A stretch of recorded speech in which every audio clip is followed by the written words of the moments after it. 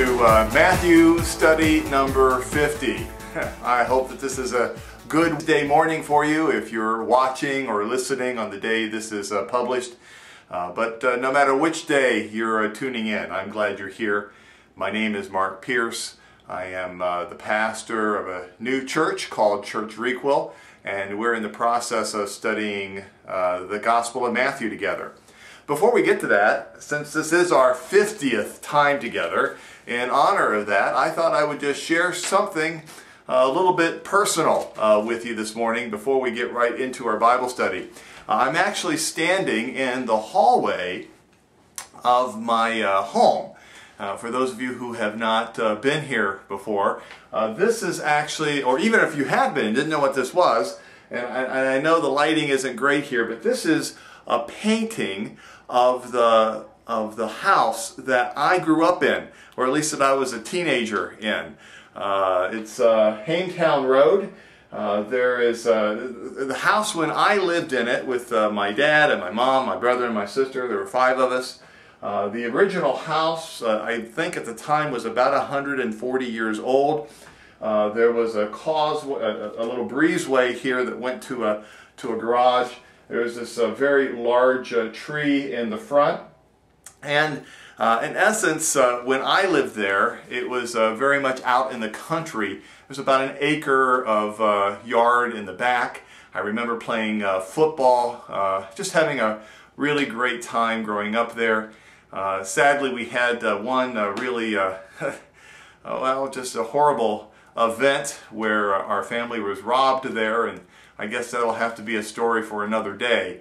But other than that one terrible memory, this painting reminds me of great times in the past, a great Christian heritage from my mom and my dad, and so it hangs here. And so there's a little bit of background. This is Mark's place where he lived when he was a teenager in Norton, Ohio.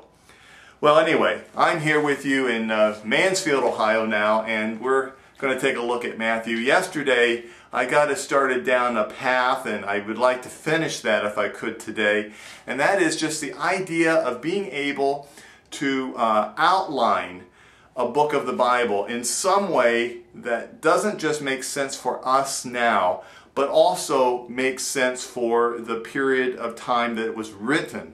Because we want always, when we're studying God's Word, not only to have a sense for what God is saying for us now, because it's His Word, His Holy Spirit still works and lives through His Word and applies to us no matter where we are, but I do believe it helps us if we can get into the mindset of the original hearers and the original readers.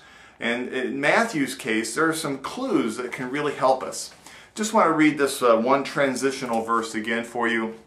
Matthew chapter 4, verse 17. From that time, Jesus began to preach, saying. Now, the reason I'm focusing on that one part of the verse so much is because this is a real transitional marker. We see this again in Matthew chapter 16, verse 21. This marker begins the Galilean ministry of Jesus. In Matthew 16:21, we begin to see the Jerusalem ministry of Jesus. So we see a division there. Are there other ways that we can outline the book of Matthew? Well, actually there is. If you've ever stopped to read through Matthew, you know that there tends to be a back and forth to Matthew, much more so than we see with Mark or with Luke or with John. For example, in the case of Matthew, it seems like we have this narrative that takes place followed by a discourse or a teaching of Jesus. And then that is followed by another narrative section. Now again, if we look at it and we go through, we find that there actually are 5 different teaching sections of Jesus. And in between each one of those teaching or discourses, we also see narratives that explain and follow up the teaching and also transition us into the next teaching. We are right now finishing up the first narrative section right? We had the narrative that talks about the birth of Jesus and the beginnings of his ministry. And we are in the process right now of transitioning out of that into the first major discourse of Jesus, which of course you and I all know as the Sermon on the Mount. Well, the Sermon on the Mount would be the first major discourse, and that would go from Matthew 5 through Matthew 7.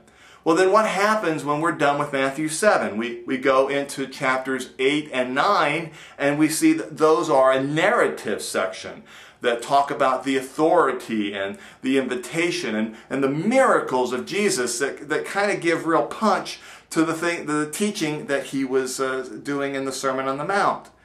Then that narrative section is followed by a second discourse where we get into the mission discourse, right?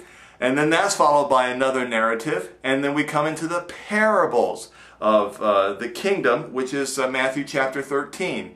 That is followed by another discourse section where we have this, another narrative section. I'll get this right. It goes from discourse to narrative, back and forth. The point is that if we are familiar with the way Matthew is writing this and the way his readers are reading it, we begin to see a pattern. And when we know and recognize a pattern, it can help us in terms of seeing these major markers and when they take place. Right now, where we are at in the Gospel of Matthew in chapter 4, getting ready to go into chapter 5, Matthew is setting us up. He is getting us prepared for the setting of the first major discourse or teaching of Jesus. And what is it that he wants us to know? Well, he wants us to know that he didn't do this by himself. That up until now he'd been kind of teaching on his own, but now we begin seeing Jesus saying, I am going to have some others who are following me, who are actually going to be my disciples. And we see the calling of the first disciples. Now, to talk about who they are and how Jesus goes about that and why that is so special, well, you're just going to have to come back and join me again on Thursday morning. It's great to have you here, and I look forward to talking with you again tomorrow. Bye-bye.